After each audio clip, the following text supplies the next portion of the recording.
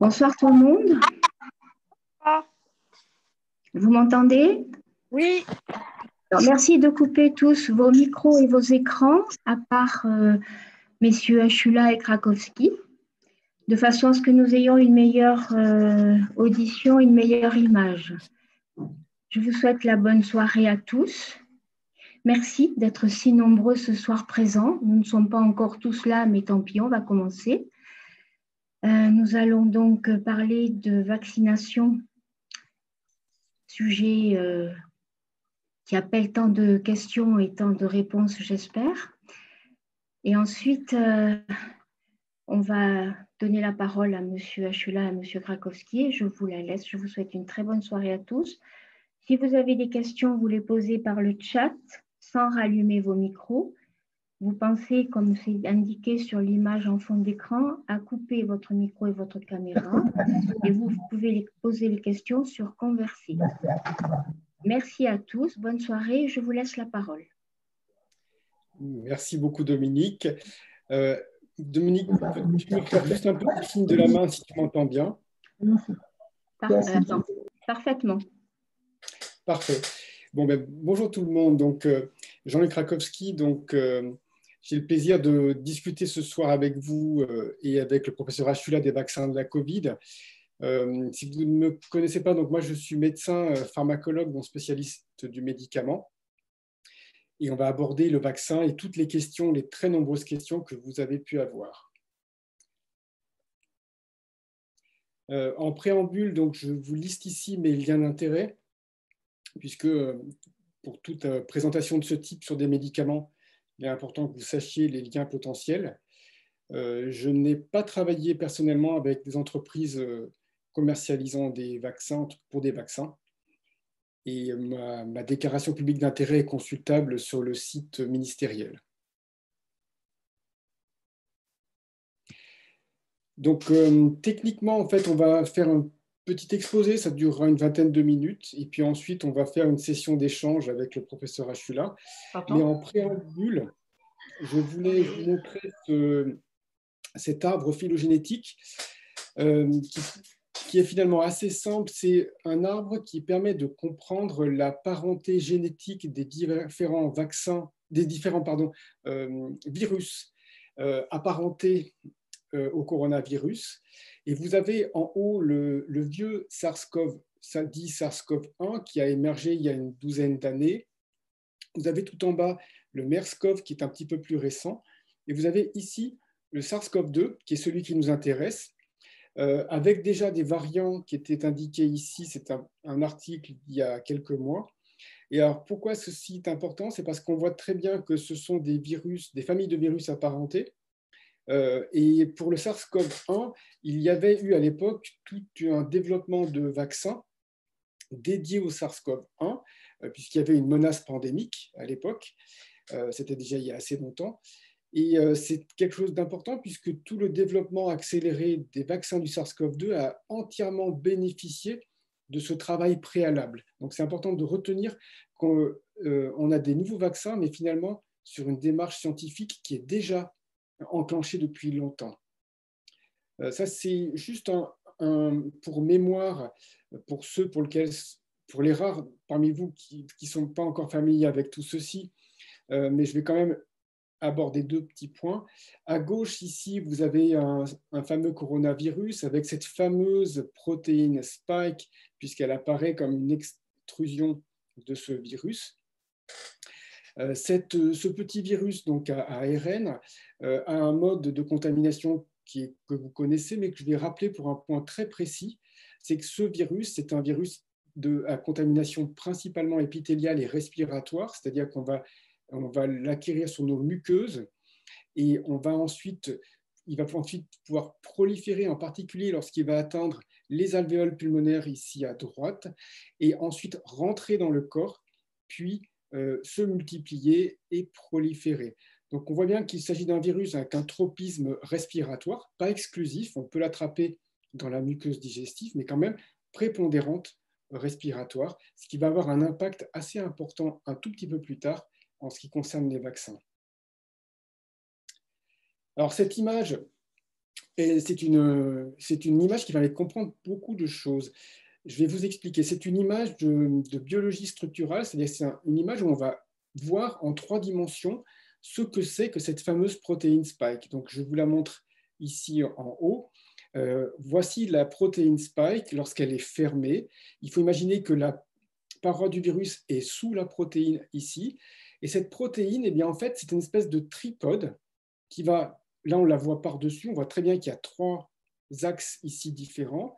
C'est un tripode et il faut un peu l'imaginer comme un module lunaire qui va avoir 3 pieds qui vont progressivement s'ouvrir. On en voit un ici qui s'élève, on le voit très bien ici, qui adhère avec cette petite protéine verte qu'on voit ici. Et puis, on va avoir un deuxième pied ici qui s'ouvre, avec toujours une protéine ici qui va adhérer, et enfin un 3e pied.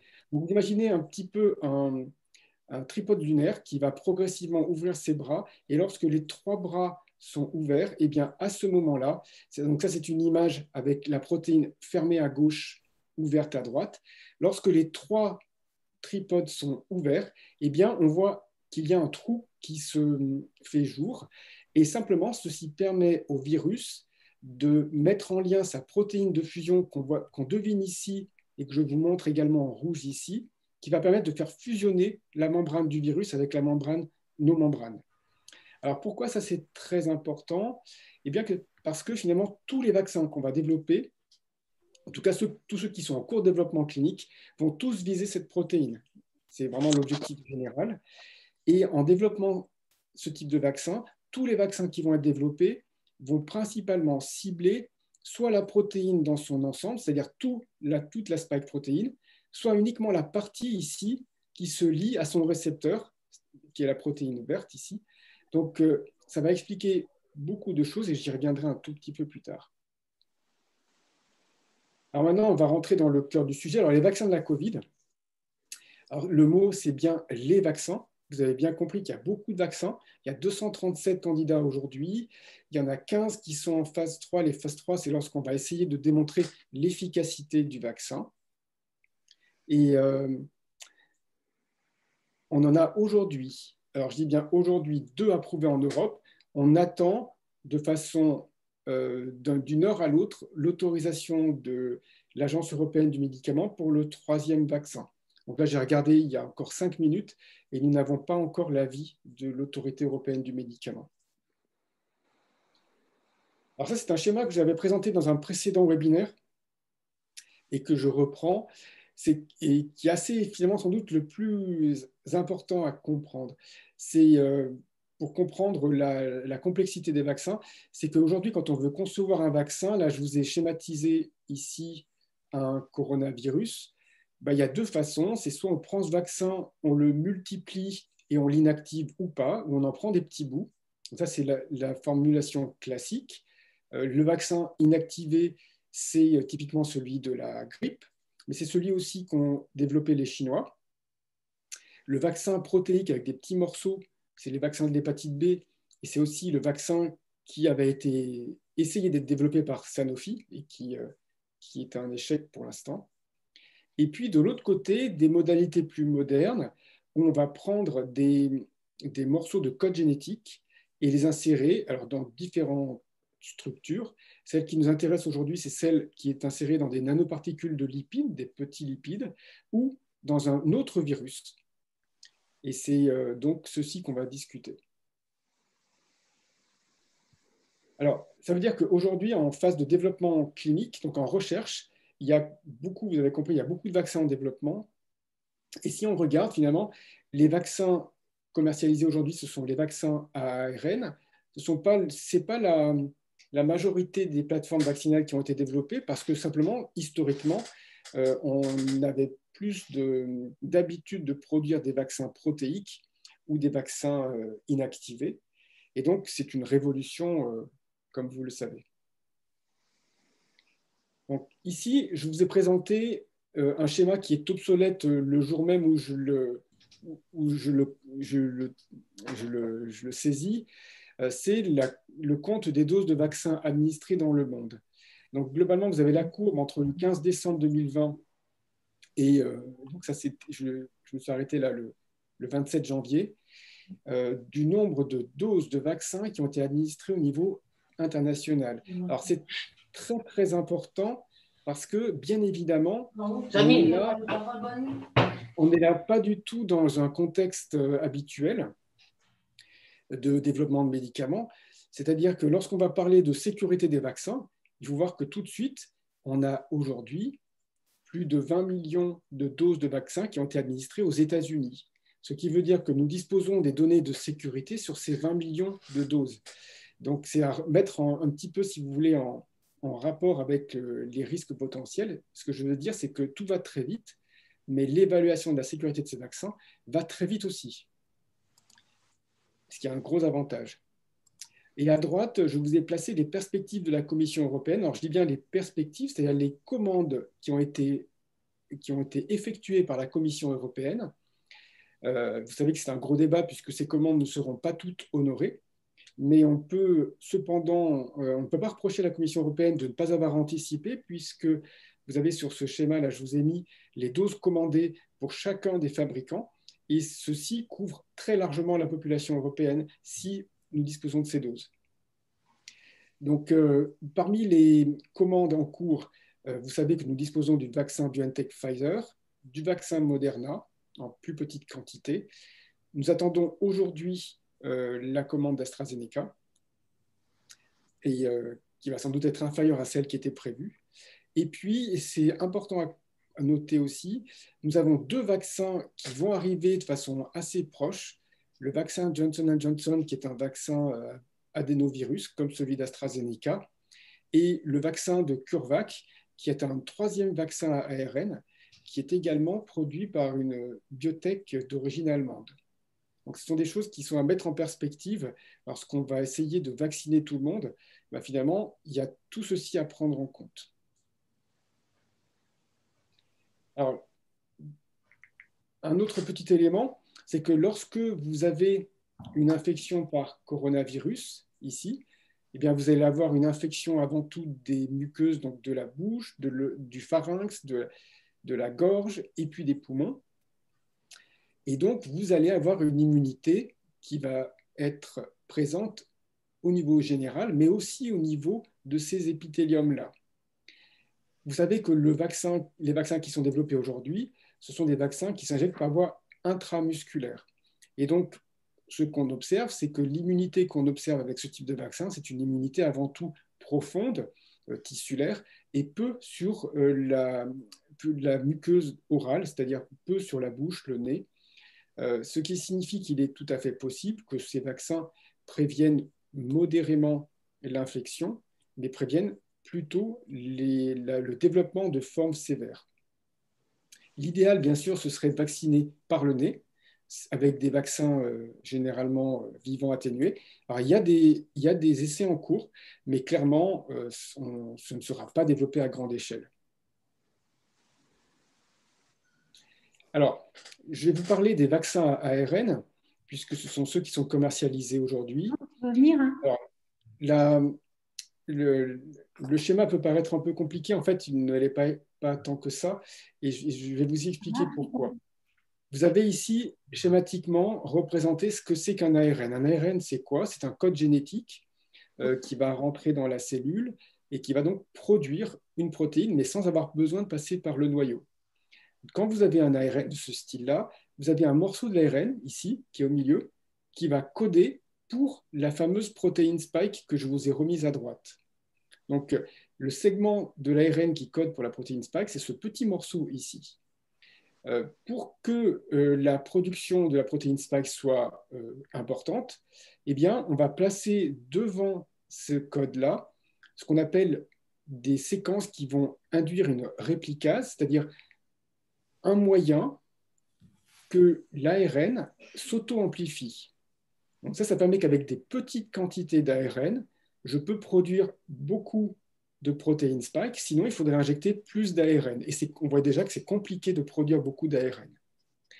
Donc les 3 vaccins ARN qui sont développés, donc celui de Pfizer, BioNTech, celui de Moderna et celui qui va arriver de CureVac, sont tous les 3 sur ce mode-là.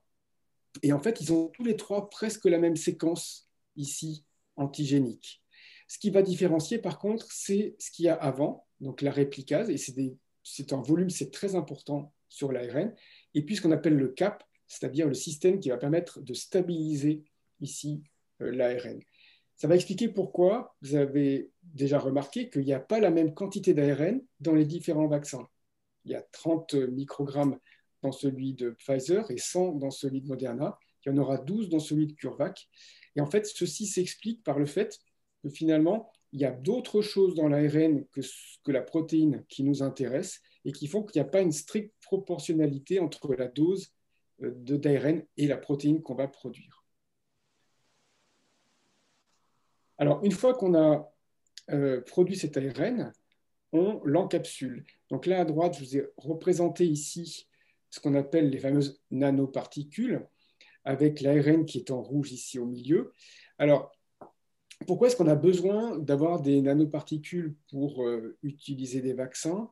C'est pour une raison assez précise, c'est que ces ARN sont instables par nature, puisque, juste pour rappel, la thérapie par les ARN, moi, c'est quelque chose qui m'intéresse depuis assez longtemps, mais pas du tout dans le domaine des vaccins, dans le domaine des cancers.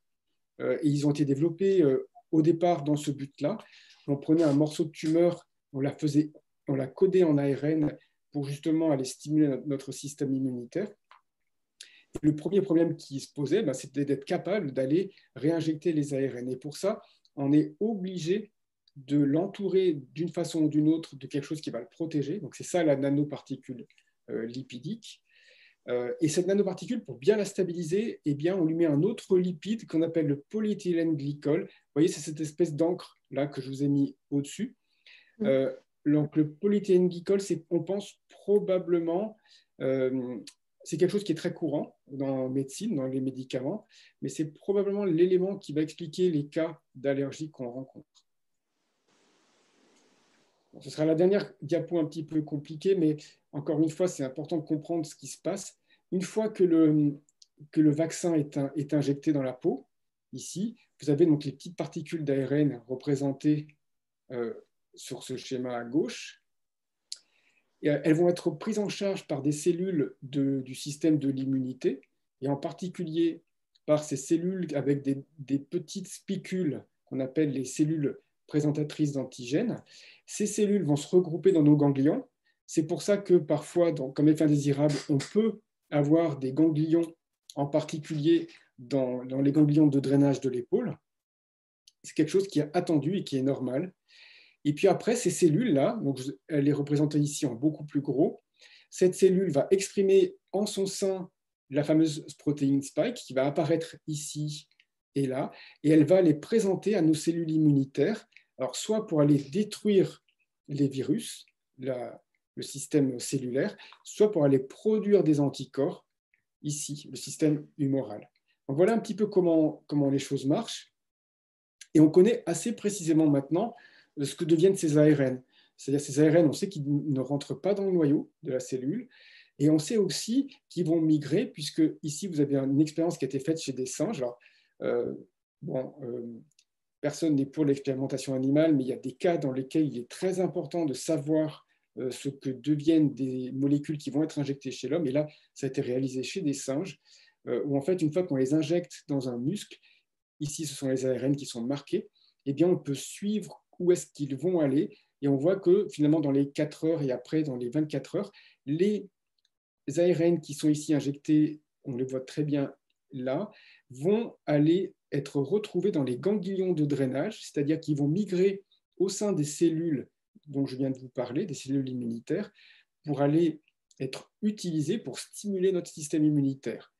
Alors, à 24 heures, globalement, on voit que ici, sur l'endroit où l'animal a eu une injection de vaccin, eh bien, il y a beaucoup moins d'ARN présent, c'est moins rouge, et par contre, on voit qu'il y en a dans les ganglions. Et globalement, au bout de 48 heures, on sait que l'ARN va disparaître et que la protéine est exprimée très rapidement après l'arrivée de l'ARN. Alors, ces fameux vaccins ARN, de quoi sont-ils faits? Ça, c'est vraiment un point important. qui soulèvent des questions. Alors, il faut savoir que contrairement aux vaccins traditionnels comme celui de la grippe, qui sont faits sur des cultures d'œufs embryonnés, ici, en fait, il n'y a pas de passage biologique, c'est-à-dire qu'on utilise une plasmide pour aller faire produire l'ARN. Et du coup, il n'y a pas d'adjuvant, il n'y a pas d'aluminium, il n'y a pas de mercure, il n'y a pas de protéines de l'œuf, il n'y a pas d'allergènes alimentaires. Par contre, pour stabiliser l'ARN, on a ce qu'on appelle donc, le polyéthylène glycol qui est présent ici. Et puis, il y a quelques autres éléments qui peuvent, dans certains cas, faciliter l'allergie. Je vais vous en parler, même si ça reste, ça reste tout à fait gérable. Alors, maintenant, qu'en est-il de l'efficacité des vaccins? Bien évidemment, l'objectif pour un vaccin idéal de la Covid, c'est un vaccin qui préviendrait l'infection, qui empêcherait de transmettre l'infection, qui empêcherait d'être malade de façon sévère et de mourir. Bien évidemment, pour l'instant, on n'en est pas encore à ce stade-là, on en est au stade où l'objectif général, c'est de prévenir les formes sévères de Covid. Donc, c'est-à-dire, c'est de travailler ici. Lorsqu'on va regarder les données disponibles, les choses sont assez précises.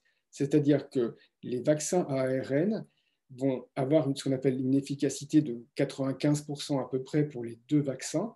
C'est-à-dire que, alors qu'est-ce que ça veut dire une efficacité à 95%?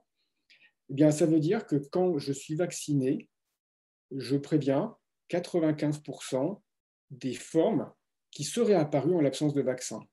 Donc, vous voyez que pour un vaccin, c'est quelque chose, pour moi, qui est exceptionnel. Il y a pas de... Les vaccins sont généralement moins efficaces. Les vaccins de la grippe, on arrive à 70% et on est content. Et le prochain vaccin qui va arriver est celui d'AstraZeneca, qui est un vaccin un peu différent avec ce qu'on appelle un vecteur viral. Donc, il est, lui, enchâssé dans un autre virus. Et il a une efficacité qui est moindre, qui est de l'ordre de 70%. Alors, quand on dit moindre, attention, c'est parce qu'on part de très très haut. C'est déjà un objectif qui, en tant que tel, qui est très important. Donc, rappelez-vous ces deux termes. 70%, ce n'est déjà pas mal. Mais par contre, effectivement, vous verrez que probablement, ce vaccin pourra être plutôt donné, on verra ce qu'en dira la Haute Autorité de Santé, à des gens qui sont un peu moins à risque de formes graves. D'autant plus que si, là je vous ai représenté à gauche donc, la vaccination, c'est que si vous êtes vacciné tout seul, vous avez vu qu'en gros, vous avez donc une efficacité de 95%, ce qui est considérable, mais il y a toujours des trous potentiels, c'est-à-dire que le virus, il y a toujours quelques personnes qui pourront tout de même être infectées et surtout développer des formes symptomatiques. Donc ça, c'est classique avec la vaccination. Et donc juste à droite, je vous rappelle que finalement, le meilleur moyen de ne pas attraper la maladie, c'est d'avoir une barrière immunitaire collective qui va permettre finalement à des gens pour lesquels le vaccin marche moins bien ou pour lesquels il n'y a pas de vaccin, là la question des enfants se pose par exemple, d'être protégés. Donc l'objectif, c'est bien une efficacité non pas à l'échelon individuel, mais à l'échelon collectif. Et nous allons avoir des données très précises d'un pays qui est Israël, puisqu'un tiers de la population a été vaccinée, et on commence à avoir des données sur l'efficacité collective sur la transmission du virus. Alors, qu'en est-il des effets indésirables? Donc, iatrogénie, ça veut dire effet indésirable. Si on regarde les essais cliniques, vous en avez amplement entendu parler aux informations, mais je vais juste vous faire une synthèse très simple. C'est que si on vous demande, on vous vaccine, si on vous demande est-ce que vous avez mal, donc 4 cas sur 5, vous allez dire oui. Si on ne vous demande pas, c'est-à-dire que si vous le notez spontanément et vous le rapportez spontanément, c'est 1 cas sur 5. La fièvre, 1 cas sur 5. Et puis, on peut avoir des ganglions, en particulier au niveau du creux de l'épaule. Donc ça, c'est quelque chose qui est attendu. Dans les essais cliniques, il n'y avait pas de différence sur ce qu'on appelle les effets indésirables graves. C'est-à-dire les graves, c'est ceux qui vont entraîner, bien sûr, des décès, mais aussi une hospitalisation. Et il y avait un événement indésirable potentiel, c'était ce qu'on appelle la paralysie faciale. Il y avait des cas décrits, mais c'est un petit peu compliqué à expliquer, mais globalement, dans ce type d'essai, on va répertorier tout ce qui se passe, tous les événements qui arrivent. Et donc, on va regarder ensuite s'il y a une différence, mais cette différence, elle peut très bien être liée au hasard parce que là, on a regardé la paralysie faciale, mais en fait, il y avait à peu près 250 autres événements. Donc, ce que je veux dire là, c'est qu'il faut se méfier, c'est que ça peut être un élément qui ne soit pas lié au virus, et au vaccin, je vais vous le montrer juste après. Alors, en termes de suivi, quelles sont les données très précises dont nous disposons? Alors, on a la chance, paradoxalement, du fait du retard de vaccination, d'avoir les données de pharmacovigilance de tous les Américains. Alors, on n'a pas tous les Américains, mais on en a beaucoup qui sont déclarés, et puis une partie des Anglais. Et on a des données assez précises. Donc, on sait que, par exemple, le vaccin de Pfizer, l'effet indésirable qui est observé, c'est ce qu'on appelle les réactions anaphylactiques, donc des réactions allergiques immédiates, à peu près 1 cas pour 100 000 doses. Donc, 1 cas pour 100 000 doses, c'est plus que le vaccin de la grippe. Le vaccin de la grippe, on est plutôt de 1 cas pour 1 million, mais ça reste faible pour un médicament. Le vaccin Moderna, on a des données sur les 4 premiers millions de sujets traités aux États-Unis, c'est tout récent. On les a eu il y a 3 jours. Et en fait, c'est encore moins. Donc, clairement, on a un signal de sécurité sur l'allergie. Mais cette allergie, on sait la traiter, je vais vous montrer. Donc, finalement, comment est-ce qu'on va évaluer la sécurité de ces vaccins? Puisque ça, c'est une question qui a été très prégnante il y a 2 mois, qui l'est un petit peu moins maintenant. Mais juste pour vous présenter, pour moi, en fait, je n'ai jamais vu un médicament qui ait été aussi bien surveillé. C'est très simple, je pense que les données sont publiques et compte tenu du nombre de personnes vaccinées, l'information devient très, très rapidement assez solide. Donc, globalement, en France, une fois que vous êtes vacciné, vous pouvez, en tant que patient ou votre médecin peut déclarer l'effet indésirable qui est survenu. Il va le déclarer à un centre de pharmacovigilance qui va vous répondre et vous dire, par exemple, si vous pouvez prendre une 2e dose. Et puis ensuite, ce centre de pharmacovigilance va faire remonter cette information à l'Agence française de sécurité des médicaments, qui elle-même le fait remonter au niveau de l'Agence européenne de sécurité du médicament. Donc ça, c'est l'avantage d'avoir une agence européenne, c'est que du coup, on a un nombre de cas et d'évaluations qui est bien plus important qu'un seul pays. Et par exemple, la Norvège, qui n'est pas dans l'Europe et qui a une agence indépendante, vous avez vu qu'il y a une alerte norvégienne qui est sortie sur peu de cas finalement. Et quand on regarde les données à l'échelon de l'Europe, finalement, on n'a pas vraiment de signal. D'où l'intérêt d'avoir, je dirais, quelque chose de très centralisé avec beaucoup de nombres. Ensuite, l'agence européenne communique avec ce qu'on appelle la base mondiale de pharmacovigilance qui est située en Suède, et puis avec les autorités américaines.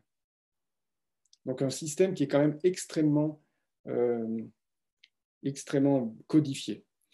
Donc là, je regarde régulièrement les données de la base mondiale de pharmacovigilance. Je les ai regardées ce matin. C'était exactement la même tendance avec plus de déclarations américaines, donc je n'ai pas changé la diapositive.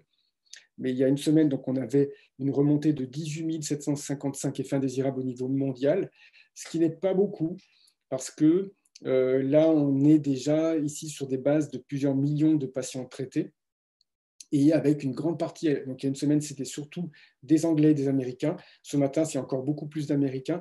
Les Américains ont un système où on dit qu'ils téléversent les cas dans la base mondiale avec un petit peu de retard. Donc c'est pour ça que là, ils ne sont pas encore au-dessus de l'Angleterre, mais dès ce matin, ça l'est. Donc ce que je veux dire, c'est qu'on a des données très importantes en termes de sécurité. Et lorsqu'on regarde ce que sont ces effets indésirables graves, et bien en fait, ce sont principalement ici les douleurs au point d'injection, la fièvre, des maux de tête ici, et d'une inflammation au niveau local. Donc on est, je dirais, sur quelque chose d'attendu. C'est un vaccin qui peut parfois faire vraiment mal, mais globalement, c'est quelque chose qui est gérable. Et lorsqu'on va regarder sur ce type de base, par exemple, y a-t-il vraiment plus de paralysie faciale? Donc ça, c'est un schéma qui est assez simple à comprendre, puisque vous avez ici, c'est une notion de rapport de risque. Quand vous avez ici une boîte qui est sur le 0, c'est que c'est pareil de chaque côté. Donc, si on regarde en fait les déclarations de paralysie faciale pour les vaccins de la Covid contre les autres médicaments, eh bien, on voit qu'ici, il y en a plus, on déclare plus de paralysie faciale pour les vaccins de la Covid que pour les autres médicaments, mais ce ne sont pas les mêmes populations, puisque les autres médicaments, vous ne les prenez pas par hasard. Du coup, le vrai comparateur, ce sont les autres vaccins. Donc, et qu'on regarde tous les autres vaccins viraux ou celui de la grippe, qui est sans doute le meilleur, puisqu'on est à peu près sur le même type de population relativement âgée, eh bien, on voit qu'on est proche de la ligne du zéro, voire à gauche, c'est-à-dire qu'il n'y a pas de signal dans les données mondiales en faveur de la paralysie faciale. Donc, il ne semble pas que cet effet indésirable soit vraiment en soi un. Alors, si on regarde les données françaises, je vous ai mis les données qui sont publiques. Les données ont été actualisées il y a quelques heures, en fait. Elles sont disponibles depuis quelques heures. Je n'ai pas eu le temps de les remettre à jour. Mais globalement, on a une déclaration qui suit les tendances européennes avec un nombre de cas déclarés graves la semaine dernière qui était à 158 et qui était attendu. Puisque là, bien évidemment, on va regarder tous les événements qui surviennent, mais une bonne partie de ces événements surviennent de façon coïncidente. C'est-à-dire qu'on a en particulier beaucoup de décès dans les EHPAD qui sont indépendants du vaccin. Après, la relation de cause à effet n'est pas toujours évidente à déterminer. Par contre, on connaît précisément le chiffre attendu. Alors, je suis désolé de parler de décès là, mais c'est quand même ce qu'on fait en pratique. On sait que, par exemple, en janvier 2018-2019, il y a eu 503 décès et 1131 hospitalisations par jour dans ces unités. Et donc, on regarde en fait en direct ce qui se passe. Et pour l'instant, il n'y a pas de surrisque d'événements dans ces EHPAD. Alors finalement, quand on regarde la sécurité de ce vaccin, l'efficacité, vous l'avez vu, elle est quand même très très bonne. Même pour le vaccin Astra, elle reste correcte. Et en termes de sécurité, finalement, il y a par l'allergie et les réactions locales, il n'y a rien d'autre.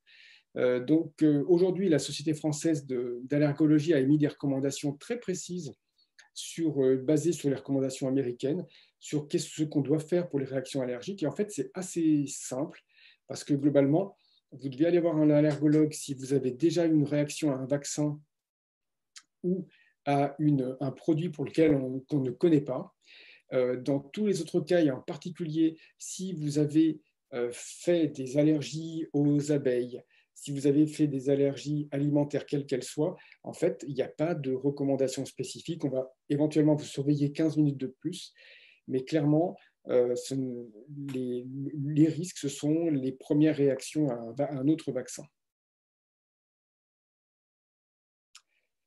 Donc, dernier point, c'est qu'en octobre, en fait, il y avait un sondage mondial qui avait été réalisé sur la question suivante: si on dispose d'un vaccin Covid, je vais le prendre, oui ou non? Alors effectivement, si on regarde ce tableau, ici, la France était à l'extrême droite du tableau, c'est-à-dire c'est ce qu'on appelle l'hésitance vaccinale, qui est plus importante que dans d'autres pays. Alors contrairement à ce que j'ai pu voir dans les médias, il y a d'autres pays qui sont pires que nous. Regardez la Pologne et la Russie, où il y a un Russe sur deux qui aurait refusé un vaccin. Ce qui est important de voir, c'est que ce chiffre est en train de changer.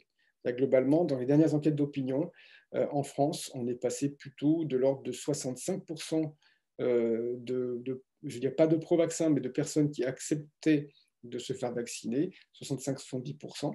Donc, il y a clairement une évolution des mentalités. Et puis, on va reparler un petit peu en détail sur cette diapositive. C'est que finalement, aujourd'hui, quelle est la stratégie de vaccination nationale? Vous savez que c'est un sujet qui est compliqué puisqu'il change tous les jours, ou presque. Donc aujourd'hui, on reste une vaccination pour les personnes de plus de 75 ans et pour certaines catégories de patients. Et on va être amené à en discuter avec le professeur Achula, en particulier pour les conditions dans le cadre de la sclérodermie. En sachant qu'à terme, bien évidemment, l'objectif sera de vacciner tout le monde. La seule question, c'est quelle priorisation on a. Voilà, donc je vais m'arrêter là pour pouvoir permettre aux questions-réponses de démarrer. Et puis, donc, je vais demander au professeur Achula d'ouvrir son micro. Merci beaucoup, Jean-Luc, pour cette présentation extrêmement précise, détaillée, intéressante, qui permet un peu de comprendre aussi la complexité de la fabrication des vaccins dans le monde, avec les différents processus de fabrication. Aujourd'hui, c'est simple, on a deux vaccins ARN. On aura, si tout va bien, l'AstraZeneca aujourd'hui ou demain. Donc, cette stratégie de fabrication est un petit peu différente, c'est ça? C'est-à-dire que c'est la protéine qui est mise dans un adénovirus vivant ou ça marche comment? Enfin, la spike protéine qui est mise dans en fait, l'adénovirus? en fait, ce qui est un peu complexe, c'est que les vaccins ARN et les vaccins adénovirus, ce sont des médicaments qui n'ont rien à voir. C'est-à-dire qu'ils sont vraiment très différents. Donc l'ARN, je pense qu'on a bien détaillé, je ne vais peut-être pas en reparler. L'adénovirus, c'est un virus en fait qu'on a tous les hivers. Il y en a différentes sortes. Et en fait, on va simplement le rendre non virulent, c'est-à-dire qu'on va l'empêcher de se multiplier en cassant son code génétique. Et on va par contre lui insérer le code génétique pour la protéine spike. Donc en gros, c'est un autre moyen pour introduire le code génétique de la protéine spike. Ce n'est pas avec une nanoparticule, c'est avec un virus qui ne se réplique pas. Et donc, qui n'est pas dangereux chez les patients immunodéprimés. Ils pourront recevoir ce virus. Voilà, donc du coup, pour le vaccin Astra, il n'y a aucun risque. Ce vaccin ne peut pas se répliquer. En fait, il n'a pas son code génétique disponible. Et c'est vrai qu'on a du recul, puisqu'en fait, il a déjà été développé principalement pour l'Ebola, même si le vaccin Ebola, ce n'est pas exactement celui-là, mais il y a du recul. Très bien. Je voudrais faire une petite précision par rapport à ce que tu as dit. Tu as cité la liste des personnes actuellement éligibles à la vaccination. Cette liste, évidemment, va évoluer dans les semaines qui viennent, dans les mois qui viennent. Bon, c'était tout d'abord les EHPAD, plus de 75 ans. Ça s'est ensuite ouvert au personnel en contact avec des patients, que ce soit à l'hôpital ou en dehors de l'hôpital, et à partir de 50 ans. C'est sur ce critère-là que j'ai pu recevoir la première injection vaccinale il y a maintenant 15 jours, bientôt 3 semaines. Et puis, la Haute Autorité de Santé a élargi cette liste, et tu l'as dit, a élargi cette liste à certains patients avec des comorbidités, c'est-à-dire avec des maladies qui les rendent très fragiles par rapport au Covid-19. Notamment, on a vu des patients qui ont un cancer en cours de chimiothérapie, notamment les patients trisomiques 21, notamment les patients qui avaient 2 défaillances viscérales. Et puis, il y a un petit alinéa, certains patients atteints de maladies rares. Et c'est là que là, j'apporterai un petit détail parce que ceci a été fait en partenariat avec le professeur Alain Fischer, vous savez, celui qui a été identifié au sein du gouvernement comme le monsieur vaccination, même si c'est fort restrictif pour un tel homme qui est un homme extraordinaire avec un passé de recherche. Et donc, il a permis, le professeur Fischer, de contacter toutes les filières maladies rares, en leur demandant à chacune des 23 filières s'il y avait des patients qui, dans chacune des filières, étaient plus à risque de forme sévère. Et la filière FI2R, puisque c'est la filière dont dépendent les patients atteints de sclérodermie, bien sûr a répondu immédiatement au professeur Fischer que oui, il y avait des patients au sein de cette filière qui étaient particulièrement fragiles vis-à-vis du Covid-19, et ceci a été bien mis en évidence avec le registre national qui a été mis en place, que nous avons mis en place depuis mars dernier et qui actuellement collige près de 1500 cas de maladies auto-immunes et maladies auto-inflammatoires qui ont fait un Covid. Donc on sait précisément dans cette grande population qui fait des formes plus sévères, qui fait des formes moins sévères, et on a pu ainsi identifier que les patients avec sclérodermie, s'ils avaient une fibrose pulmonaire, ils étaient plus sévères et ils sont éligibles à la vaccination dès maintenant. Les patients sclérodermiques, s'ils ont une hypertension pulmonaire, étaient des patients plus fragiles et ils sont éligibles à la vaccination dès maintenant, quel que soit l'âge. Et aussi tous les patients sclérodermiques qui ont des petites doses de cortisone, entre 10 et 15 mg, ils sont éligibles. Les patients qui reçoivent un immunosuppresseur, par exemple l'azatioprine, par exemple le mycophénolate mofétile, et ceux qui reçoivent certains traitements biologiques, notamment le rituximab, ceux-là sont particulièrement fragiles et particulièrement éligibles dès maintenant à la vaccination anti-Covid.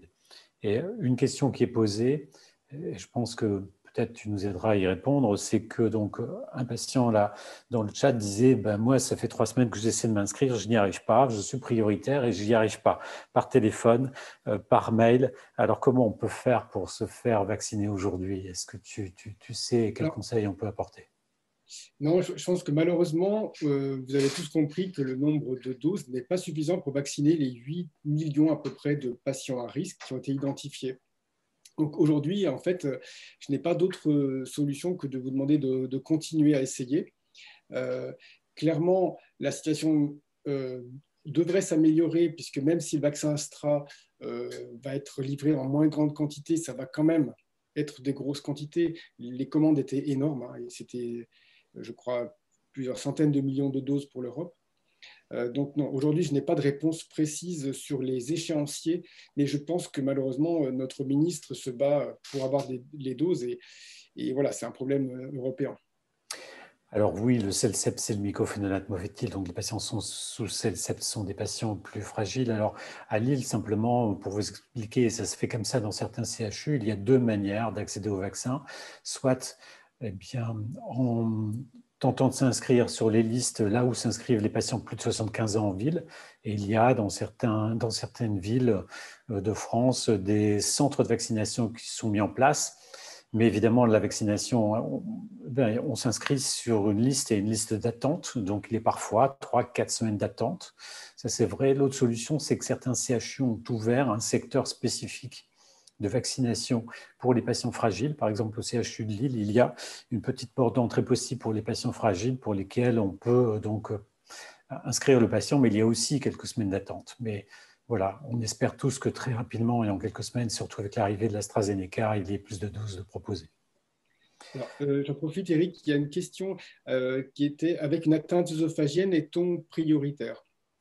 Alors non, l'atteinte œsophagienne isolée, on n'est pas prioritaire parce que l'atteinte œsophagienne isolée ne diminue pas les défenses immunitaires. C'est si il y a un traitement qui diminue les défenses immunitaires qu'on est prioritaire, ou bien si on a une atteinte d'organes comme la fibrose pulmonaire ou l'hypertension pulmonaire qui fait que si on est malade du Covid dans le poumon, évidemment, la décompensation respiratoire est plus sévère. Donc c'est ces personnes-là qui sont plus prioritaires. Et dans le même ordre, il y a une autre question, ce qui était pour le méthotrexate. Alors, c'est une très bonne question. Le méthotrexate, je ne l'ai pas cité parce que l'étude que nous avons faite avec le registre de 1500 patients actuellement colligés en France montre que le méthotrexate n'augmente pas le risque. Étonnamment, il n'augmente pas le risque. Alors peut-être c'est ce qu'on appelle un biais d'indication, c'est qu'on donne du méthotrexate aux formes un petit peu moins sévères. Néanmoins, donc sachez que si vous prenez du méthotrexate et que vous avez une sclérodermie, vous n'êtes pas à risque de forme plus sévère, mais néanmoins, vous apparaissez dans la porte ouverte qu'a proposée la DGOS, c'est-à-dire que vous prenez un immunosuppresseur, vous avez une sclérodermie, donc légitimement, vous pouvez demander à être vacciné, mais je pense que vous êtes beaucoup, beaucoup moins à risque de faire une forme sévère que si un autre patient prend du rituximab ou prend du cyclophosphamide ou prend du mycophénolate mofetil et qu'il vaut mieux aujourd'hui laisser la priorité à ces patients-là. Alors, je vais rebondir parce que donc là, nous avons projeté en fait la centaine de questions que nous avons reçues en essayant de les regrouper. Et je vais en profiter, Eric, puisqu'il y a la question centrale là, qui est en bleu, à laquelle je vais poser la question, c'est est-ce qu'un patient avec une sclérodermie ou un Gougerot ou une fibrose pulmonaire doit se faire vacciner ou pas? Eh bien, un patient qui a une fibrose pulmonaire, oui, très clairement. Un patient qui a des problèmes de l'œsophage, non, parce qu'il n'est pas à risque de forme sévère. Un patient qui a une pancréatite aiguë, non, parce qu'il n'est pas à risque de forme sévère, sauf si c'est une atteinte pancréatique auto-immune et qu'il y a une prise d'immunosuppresseurs de corticoïdes, ou s'il y a une défaillance pancréatique et une autre défaillance, par exemple rénale.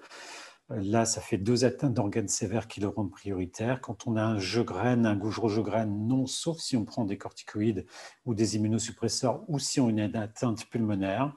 Et pour la question générale, quand on a une sclérodermie systémique ou une sclérodermie, qu'elle soit diffuse ou limitée, la raison c'est oui, si on a une hypertension pulmonaire, une fibrose pulmonaire, si on prend des corticoïdes ou des immunosuppresseurs. Alors, en sachant bien sûr que là, vous avez compris que le professeur Achula a répondu pour les vaccins disponibles aujourd'hui avec les recommandations, mais que de façon générale, lorsque les vaccins seront disponibles pour tout le monde, bien évidemment, on souhaite que tous les patients sclérodermiques soient vaccinés. Donc, entendez bien le message qui est entre les priorités liées au manque de vaccins aujourd'hui, mais dans un délai qui, j'espère, ne sera pas trop long. On va demander à tout le monde de se vacciner. Alors, c'est moi Alors, qui je pose vois les que, questions là où il y a des petites seringues, hein, c'est ça, Jean-Luc, hein, c'est ce que je vais voilà, poser. Alors, on va alterner si tu veux. Alors, je vais vers le petit cadre de droite, le petit cadre gris, mais j'ai vu passer la question dans le chat qui précède peut-être cette question-là. C'est, bon, si j'ai bien compris, alors même en étant vacciné, je peux attraper le Covid et le transmettre? alors ça c'est une très bonne question. Probablement que oui. Alors, ce qu'il faut voir, c'est que lorsqu'on développe les vaccins, l'efficacité du vaccin, aujourd'hui, c'est principalement d'éviter les formes graves. C'est-à-dire que le but, c'est que les gens n'aillent pas à l'hôpital et ne meurent pas. Par contre, je vous ai montré un schéma où on voit bien que l'immunité qu'on acquiert avec des vaccins dans le muscle n'empêche pas forcément l'infection elle-même. C'est-à-dire que vous pourrez éventuellement être infecté modérément et généralement avoir l'absence de développement du virus dans le corps. Est-ce qu'en plus, je peux transmettre le virus quand je suis vacciné? Pour l'instant, on ne sait pas. Probablement pas. Les données qu'on dispose montrent que à partir du moment où on est vacciné, même si on développe une forme de Covid, les rares cas, eh bien, on a tendance à moins excréter de virus. Mais la seule chose aujourd'hui dont on est certain, c'est qu'on prévient les formes symptomatiques de Covid et les formes graves. Alors, peut-on administrer le rappel au bout de 6 semaines au lieu des 3? Il y a une telle polémique et une discussion, on ne sait plus ce qu'il faut croire et penser. Alors, bon, alors là, les choses sont très très simples. C'est-à-dire qu'il y a eu un choix politique qui a été fait en Angleterre devant l'urgence et la mauvaise gestion sanitaire de ne pas suivre les recommandations scientifiques, c'est-à-dire de donner les vaccins à des rappels à des distances beaucoup plus longues que ce qui était connu. Notre ministre de la Santé a choisi de continuer à garder des injections à 3 et 4 semaines. Alors nous, on était en train d'écrire un éditorial pour Le Monde à ce sujet, justement, et on était ravis de voir notre ministre qui prenait une position de sécurité. Je pense que les données dont on dispose aujourd'hui, c'est bien 3 à 4 semaines. Plus on s'éloigne de ce schéma, plus on va dans l'inconnu. Ça peut être utile, mais aujourd'hui, on ne le sait pas. Est-ce que le vaccin Pfizer ARN est recommandé pour les patients sclérodermiques, étant donné qu'il ne contient pas d'adjuvant, et est-ce qu'il y a de l'aluminium? Alors, il n'y a ni d'adjuvant ni d'aluminium dans le vaccin Pfizer, Moderna et AstraZeneca. Donc, je dirais que pour un patient sclérodermique, vous pouvez prendre les trois de la même façon, il n'y a pas de contre-indication. Bon, chouette. Et quand on a fait le Covid, alors on est protégé? Oui, il faut quand même se faire vacciner ou pas? Alors, on ne sait pas, puisqu'on ne connaît pas la durée de l'immunité post-Covid. Elle est probablement longue, probablement plus longue que les 3 mois dont on parle aujourd'hui, mais par prudence, ce qui est recommandé en ce moment, c'est de se vacciner 3 mois après la PCR positive. Y a-t-il des vaccins vivants aujourd'hui? Faudra-t-il se faire vacciner chaque année, comme pour la grippe? Alors ça, c'est une question qui est importante, puisque je l'ai vu dans le chat effectivement repasser. Il n'y a pas de vaccin vivant développé en phase 3 en ce moment. C'est-à-dire que du coup, le fait d'être immunodéprimé, aujourd'hui, n'est pas une contre-indication à quelconque vaccin, ni les 3 sur le marché, ni les 2 qui vont venir. C'est ça qui est important. Le Janssen et le vaccin de CureVac, c'est des vaccins qu'on pourra donner aux immunodéprimés.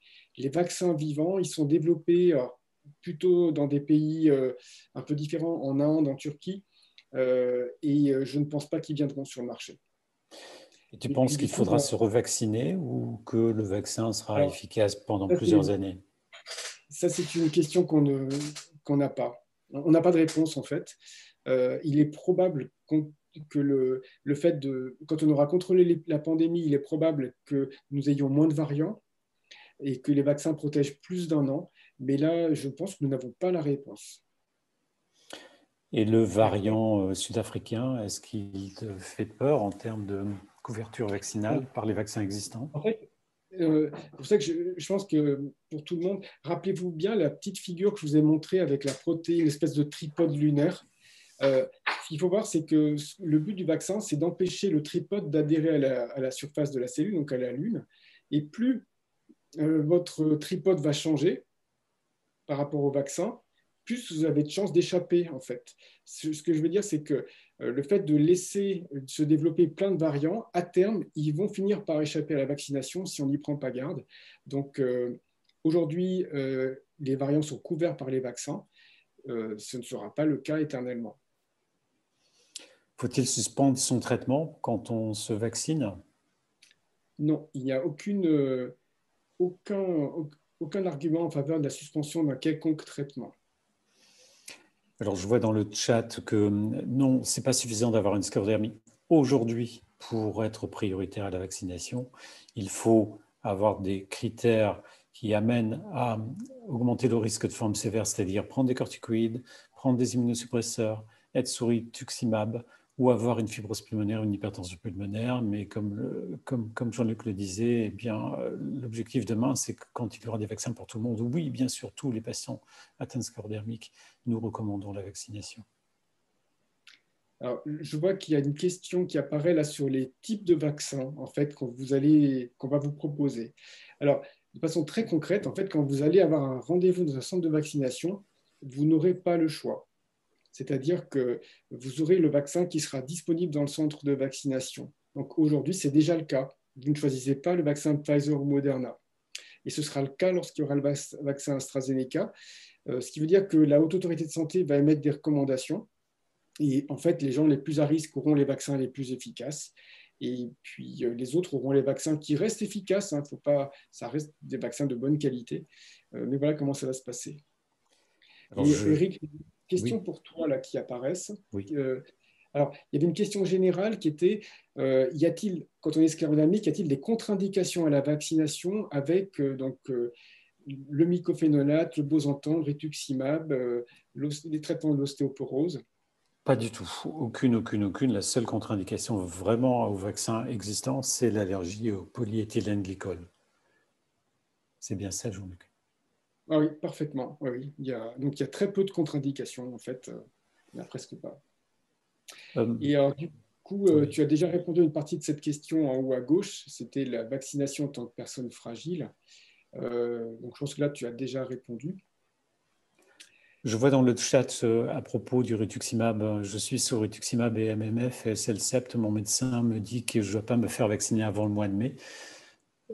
Je pense que non, nous recommandons le plus tôt possible parce que c'est vraiment un facteur de sévérité, un facteur de risque de forme sévère de Covid-19. Donc, dès que c'est possible, vraiment, nous vous encourageons à vous faire vacciner, dès que possible. Alors, Eric, il y avait une question aussi, c'est doit-on attendre après une injection de rituximab? Doit-on attendre 15 jours ou est-ce que...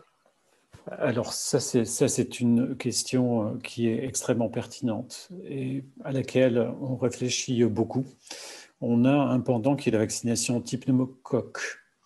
La vaccination type pneumococcique, eh bien, on dit que quand on est sur rituximab, on recommande la vaccination type pneumococcique et si on a déjà reçu une dose de rituximab, pour la deuxième injection, parce qu'on va faire la première rapidement, pour la deuxième, on va plutôt attendre 4-5 mois plutôt que 2 minimum recommandés, parce qu'on se dit qu'après 4-5 mois, les globules blancs qui fabriquent les anticorps, donc les lymphocytes B, commencent à se redévelopper et augmenteraient les chances de faire des anticorps. Alors ça, c'est théorique.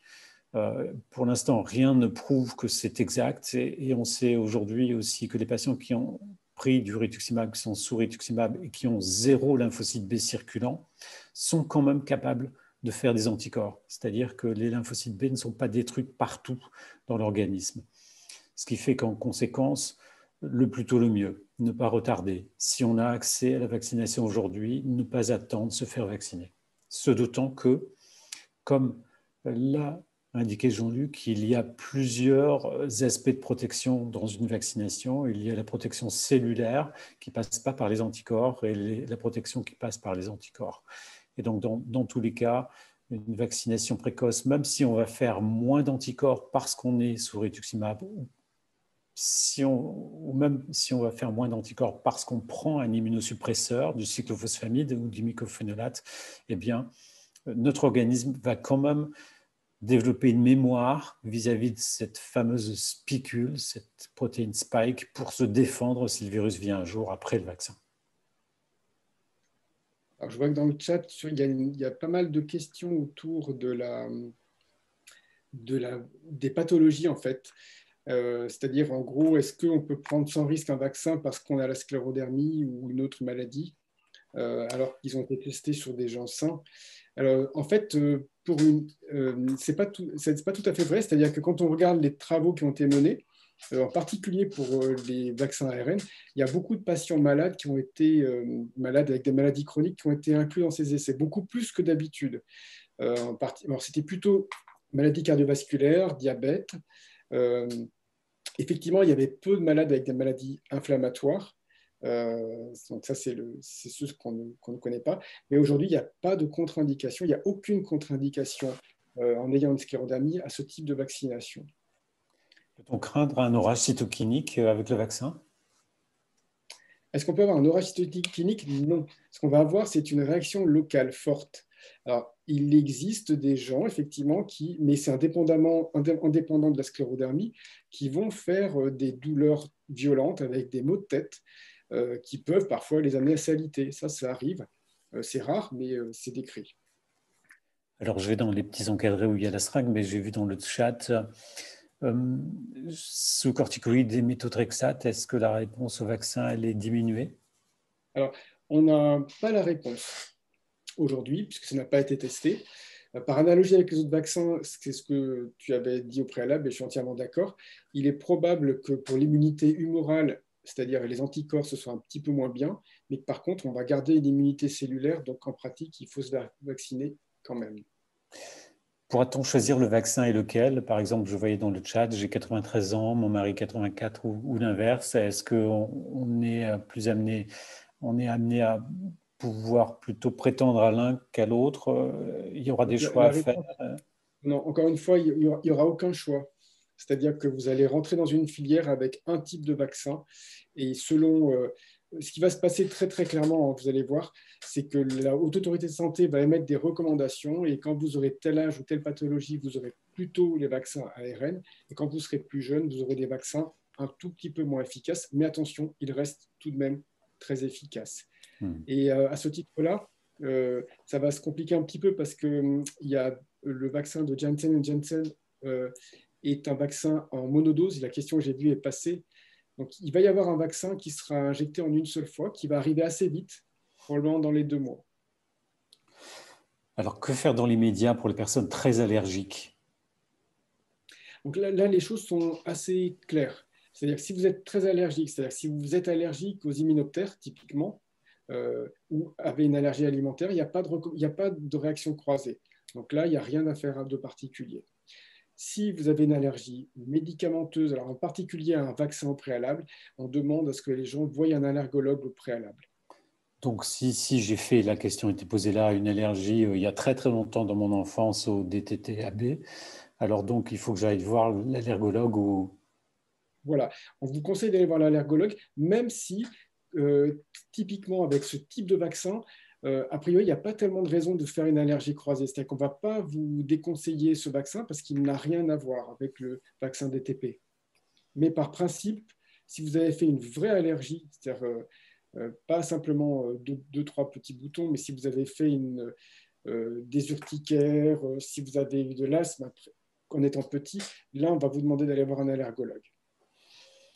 S'il faut se revacciner plusieurs fois ou plusieurs années de suite, ça se passera comment avec la grippe? Il faudra faire la grippe avant, le Covid après? Est-ce qu'on peut faire les deux en même temps? Alors, ce qui va se passer, très clairement, c'est que déjà, les industriels envisagent une commercialisation mixte Covid-grippe, ce qui fait qu'on se fera vacciner une seule fois contre les deux. Alors, sclérodermie, insuffisance rénale, est-ce que je suis prioritaire? S'il y a une insuffisance rénale et au cours de la sclérodermie, il y a fréquemment une petite fibrose pulmonaire, oui, alors dans ce cas-là, vous êtes prioritaire, mais discutez-en avec votre médecin référent. Il pourra très facilement dire si vous êtes sur la liste des personnes prioritaires aujourd'hui. Aujourd'hui, en date du 29, je crois, janvier, peut-être que ce sera totalement différent dans un mois si on a beaucoup plus de doses, évidemment.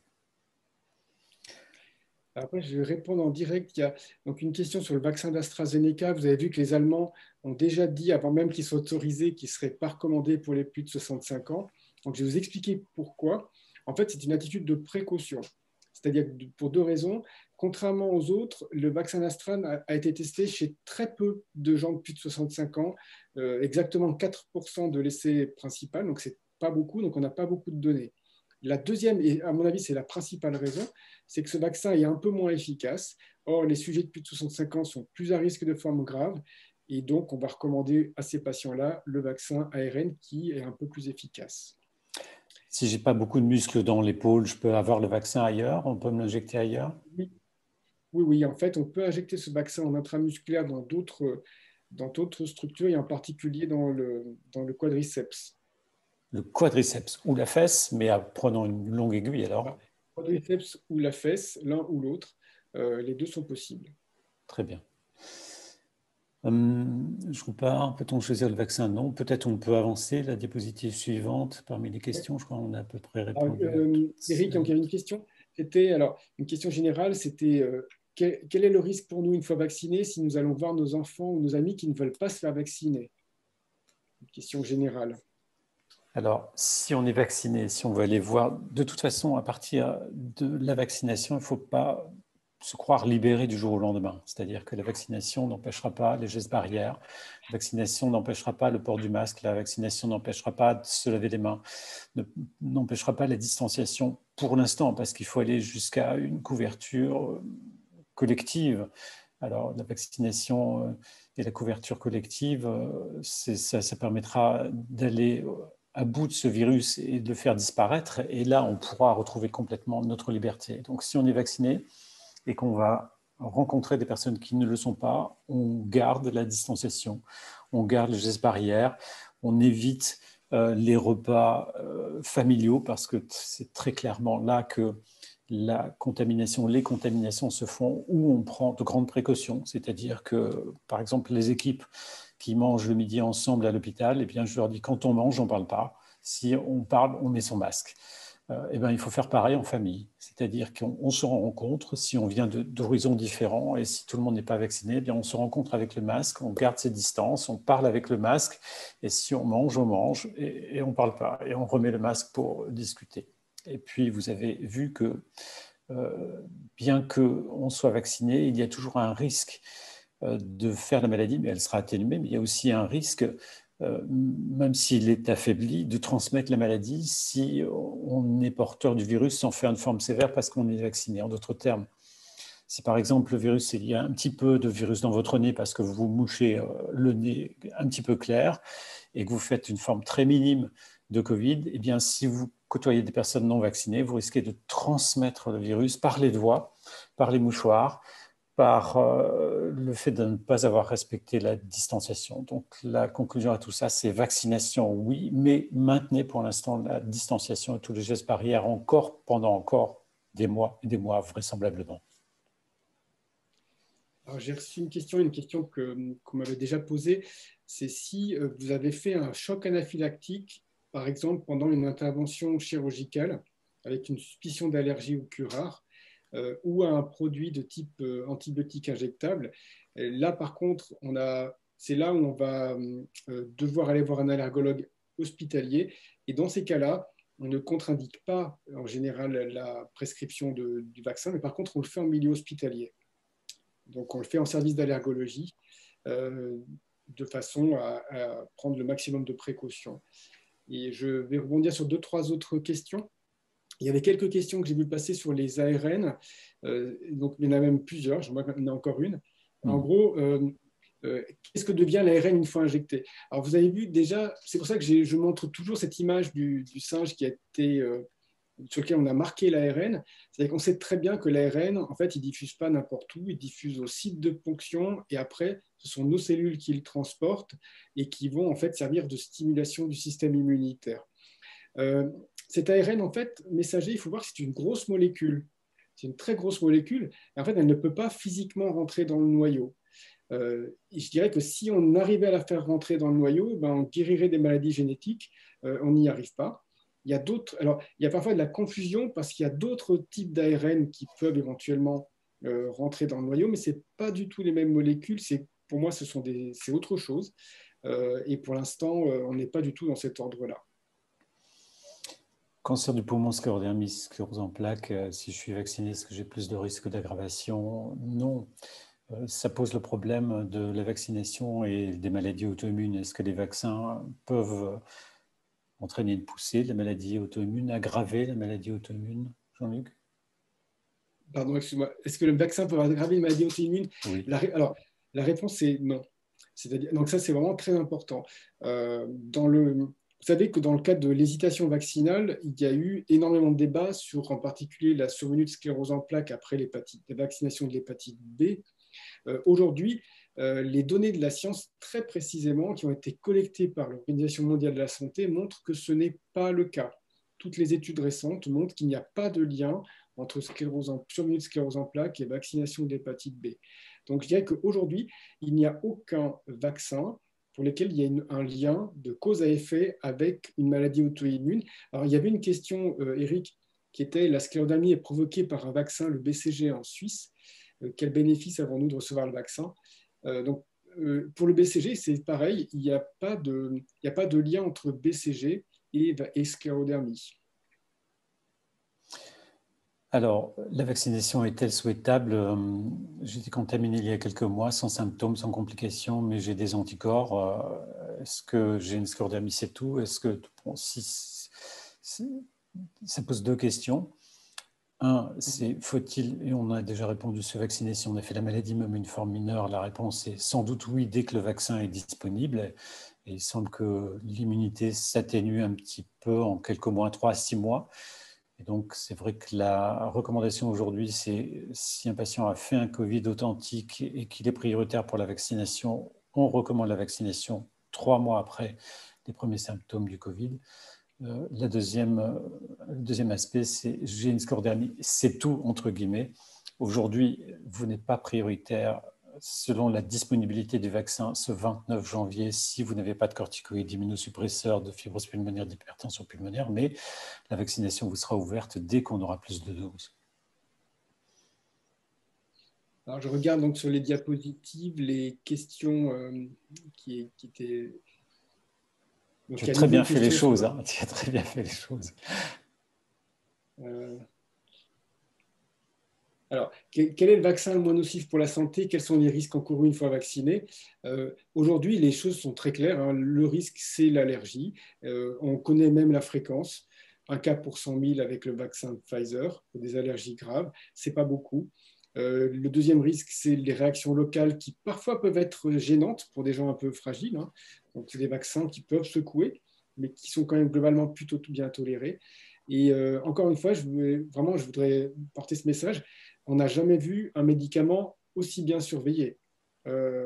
Et nous avons maintenant un recul on va avoir un recul sur 20 millions d'Américains. Donc, on peut vraiment être relativement tranquille. Rassuré. Alors là, je réagis franchement, docteur. Si c'était avéré un lien entre vaccin et maladie auto-immune, pensez-vous que cela serait dit ouvertement? Il y aurait scandale? Non. Alors oui, ça, je peux vous dire que ça serait dit ouvertement. Aujourd'hui, les données épidémiologiques, pharmacovigilance, les publications, les scientifiques, il ne faut pas croire que tous les scientifiques ont des conflits d'intérêts avec l'industrie pharmaceutique. Loin de là. Et oui, la réponse oui, ce serait connu, incontestablement. Oui. Alors, je voudrais même aller plus loin. C'est que c'est une problématique qui est bien au-delà des pays occidentaux, qui touche aussi beaucoup les pays du tiers-monde. Et l'Organisation mondiale de la santé a monté carrément un groupe de surveillance des vaccins qui travaille en continu et qui fait des analyses de très haute qualité, des groupes avec des gens de tous les pays. Et donc, je pense que c'est très ouvert et je pense qu'on peut vraiment affirmer qu'aujourd'hui, il n'y a pas de lien entre vaccin et maladie auto-immune. Sclérodermie, fibrose pulmonaire, nos poumons sont-ils vraiment protégés? Oui, hein, c'est vraiment l'objectif, hein, c'est de protéger vos poumons contre le Covid. Vous avez bien vu que la vaccination limitera la capacité du virus à se fixer dans les poumons, peut-être un peu moins au niveau du nez, mais bon, si le nez coule, ce n'est pas bien grave. Ce qu'il faut, c'est protéger la complication pulmonaire. Alors, est-ce qu'on va aux diapositives suivantes? Parce qu'il en reste encore plein de questions, je pense. Hop, c'est la dernière diapositive. Oui. Alors, il y avait des questions. Alors, Eric, on va y répondre tous les deux. Il y avait une question générale dans lequel il y avait des questions sur l'efficacité des vaccins.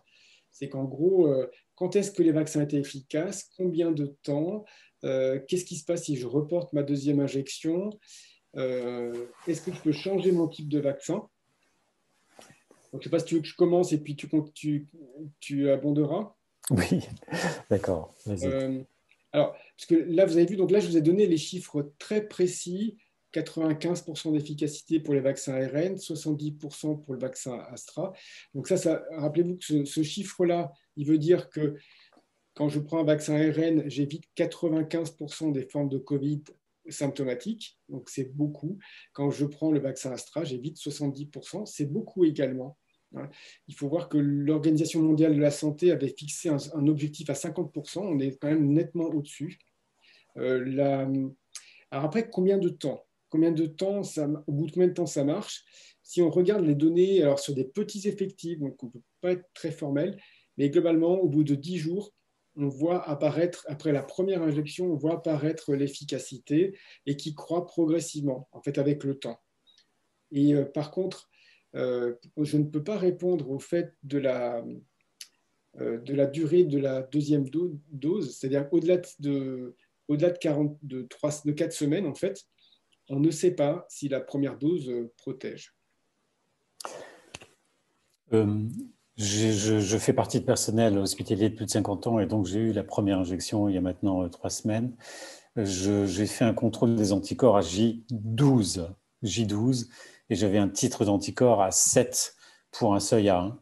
Ce qui veut dire qu'à J12, le titre, donc le système immunitaire a déjà vachement bien répondu après une seule injection. Il y a une question. Voilà.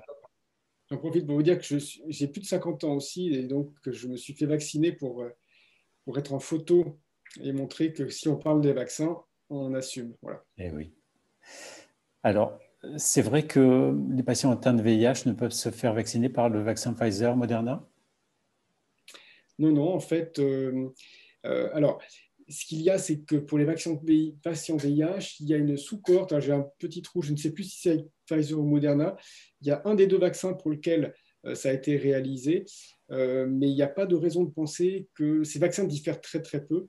Et a priori, il n'y a pas de raison de ne pas les faire vacciner avec ce type de vaccin. Une question importante parce que peut-être que dans les semaines qui viennent, il y aura peut-être une tension sur un approvisionnement, pas l'autre. Si on a une première injection avec un produit, on peut faire une deuxième avec un autre produit? Non, en fait, c'est-à-dire que je pense que ce qui est très important, et je pense qu'en France, c'est l'attitude du ministre de la Santé, c'est d'avoir une attitude qui est basée sur la science. On sait exactement ce qu'il en est quand on prend le même vaccin 2 fois. Si on change de vaccin, en fait, c'est l'inconnu, donc on ne sait pas ce qui se passe. Donc en France, il est certain que vous aurez le même vaccin les 2 fois. Alors, j'ai entendu récemment sur les réseaux sociaux, et c'est quelquefois colporté par des professionnels de la santé, qu'il faut se méfier terriblement des vaccins ARN, qu'en prenant du zinc et de la vitamine D, on est très bien protégé contre le Covid. Qu'est-ce que tu en penses? Si c'était vrai, on n'en serait pas là. Parce qu'il y a eu beaucoup de gens qui ont pris beaucoup de cochonneries, en particulier au mois d'avril. Donc, malheureusement, non, le zinc, la vitamine D, la vitamine C, il y a une petite polémique sur la vitamine D, on peut en parler un petit peu, mais non, il n'y a rien qui protège du Covid. Ce qui est sûr, c'est que si on n'a pas assez de vitamine D, oui, je pense qu'il faut se supplémenter, mais il ne faut pas le prendre comme un traitement du Covid. Il faut corriger si on est en carence. Voilà, ça c'est certain. Oui, c'est exactement comme ça qu'il faut voir les choses. S'il y a une carence en zinc, on corrige la carence en zinc. S'il y a une carence en vitamine C, on la corrige. Carence en vitamine D. Il était démontré avec la vitamine D qu'il y a un lien avec le système immunitaire et que quand on a des concentrations normales, confortables de taux de vitamine D dans le sang, le système immunitaire fonctionne mieux, il est plus à l'aise. Mais ce n'est pas pour ça qu'il va être capable d'éradiquer rapidement un Covid et que la vaccination ne sera pas nécessaire. Alors, je vais juste parler des vaccins Sanofi, parce qu'il y avait eu quelques questions sur les vaccins Sanofi. Alors, en fait, il n'y aura probablement pas de vaccin Sanofi, ou en tout cas, la démarche de Sanofi, c'était un vaccin protéique, donc un vaccin de type celui de l'hépatite B, qui n'est pas très immunogène et qui risque d'arriver beaucoup trop tard. Sanofi a déjà enclenché une démarche pour un nouveau vaccin ARN, pour vous dire. Donc voilà, nous n'attendrons pas les vaccins Sanofi pour vacciner la France. Et Pasteur, donc non plus. C'est le même? Et Pasteur non plus, ce qui est plus embêtant parce qu'ils avaient un concept intéressant. Alors pour les vaccins russes ou chinois, alors il faut savoir que le vaccin russe, sur le plan technologique, est très proche du vaccin d'AstraZeneca. Et la capacité des chercheurs russes à faire ce vaccin est reconnue. Donc, le problème des Russes, c'est leur capacité à fournir des lots de bonne qualité. C'est-à-dire qu'aujourd'hui, d'ailleurs, vous avez vu qu'Angela Merkel a dit que s'ils étaient capables de produire des lots de bonne qualité, on les prescrirait en Allemagne. On a besoin de savoir leur processus de fabrication. Pour les Chinois, c'est pareil. Par contre, les vaccins chinois, clairement, semblent moins efficaces. On est plus proche du 50% d'efficacité. Et ça va suffire en Chine pour éradiquer l'épidémie? Moi, ça me surprend. Oui, parce qu'en fait, en Chine, ils ont d'autres moyens. C'est que le vaccin n'est qu'un moyen parmi en particulier le contrôle de la population. Une des dernières questions, là, le vaccin en spray, où est-ce qu'on en est? Parce que c'est vrai que l'approche est intéressante. Voilà. Alors en fait, c'est un vaccin qui est en cours de développement, qui est en phase 2. Le problème du vaccin en spray, c'est que c'est un vaccin vivant. C'est-à-dire que c'est un vaccin que vous allez prendre en spray et qui va proliférer. Donc, dès qu'on a un vaccin vivant, en particulier pour une maladie comme la Covid, on s'expose au risque de maladies induites par le vaccin. Donc, si vous voulez, il est probable qu'il y ait beaucoup de barrières pour arriver à un vaccin en spray. Oui, donc si le vaccin est vivant, il sera plutôt déconseillé chez les patients sous corticoïdes, immunosuppresseurs et tuximab. Il sera du coup déconseillé chez les patients sous immunosuppresseurs, donc ça ne vous concernera pas. Très bien. Le vaccin sera-t-il obligatoire pour voyager? Alors, c'est un sujet sensible, mais en fait, la réponse va être très simple. Les pays anglo-saxons vont nous imposer une obligation de passeport vaccinal pour voyager. Donc, on pourra, même si le passeport vaccinal n'est pas obligatoire en France, il le sera pour sortir, tout comme on l'a aujourd'hui pour la fièvre jaune, par exemple. Je vous rappelle, ce n'est pas quelque chose de nouveau. Tu veux dire pour les USA, mais pas pour l'Angleterre? Les pays anglo-saxons, ça reste l'US? Ou aussi l'UK? Non, c'est Angleterre aussi, y compris. Angleterre aussi. Sûr. Oh. Très bien. Oui, la vitamine D est utile, évidemment. Non, on n'a pas dit le contraire. Non, il ne faut pas croire. Non, on n'a pas dit le contraire. On a dit que la vitamine D, c'est utile quand on en a besoin. Et que ce qu'il ne faut pas, c'est surdonner de la vitamine D. C'est par exemple ce qu'on voit chez certains nourrissons où les mamans donnent la vitamine D médicament et puis elles donnent de la vitamine D sous forme de complément alimentaire et en grosse quantité. Et on a même des enfants, des bébés qui font des lithiases en fait calciques. C'est très bien décrit. Donc voilà, il faut rester en fait, il faut prendre la vitamine D quand elle est prescrite et quand on en a besoin. Et oui, on peut se faire vacciner sous Révatio ou nifedipine. L'huile de foie de morue, ça apporte beaucoup de vitamines. Non, c'est pas un traitement anti-Covid, mais on ne peut que l'encourager. J'ai une question. J'ai une question sur le chat qui est passée tout à l'heure. Est-ce qu'on peut faire un test sanguin pour savoir quel est le niveau des anticorps? Est-ce que c'est dans la procédure ou c'est quelque chose à demander en supplément? Qui répond? En fait, aujourd'hui, clairement, non, ce n'est pas du tout dans la procédure et ce n'est pas recommandé pour des raisons de coût, tout simplement. Il va y avoir des études financées spécifiquement pour ça. Notamment la Société française de rhumatologie pour les polyarthrites va faire un échantillonnage et va suivre les anticorps, mais il faut des budgets spéciaux de recherche pour cela. On ne peut pas demander à l'assurance maladie de couvrir, même si c'est intéressant, pertinent, ça n'est pas possible. Moi, j'ai une question également. Voilà, étant donné qu'on a des maladies auto-immunes, je voulais savoir, est-ce que le vaccin va agir autant qu'une personne lambda? Vous disiez, professeur Schuller, que vous aviez développé autant d'anticorps au bout de J7 ou J12. Mais moi, je me pose la question de savoir, vu que mon système immunitaire est défaillant, est-ce que je vais fabriquer autant d'anticorps si je suis vaccinée? est-ce que je vais être protégée autant? Voilà quoi. Mais il se trouve que vous avez un long passé de traitement immunosuppresseur et corticoïde, parce que je vous connais bien. Et donc, il est vrai que votre corps ne répondra sans doute pas de façon aussi réactive, aussi vive que quelqu'un qui n'aurait pas eu ce passé de traitement corticoïde et immunosuppresseur. Donc, peut-être que le vaccin ne sera pas efficace à 95% chez vous, mais peut-être à 70%, vous voyez. Mais il va quand même déclencher une réaction de votre système immunitaire pour vous protéger. Et même si le titre ou la réponse immunitaire ne sera pas aussi puissante que quelqu'un d'autre, eh bien, vous serez protégé des formes sévères.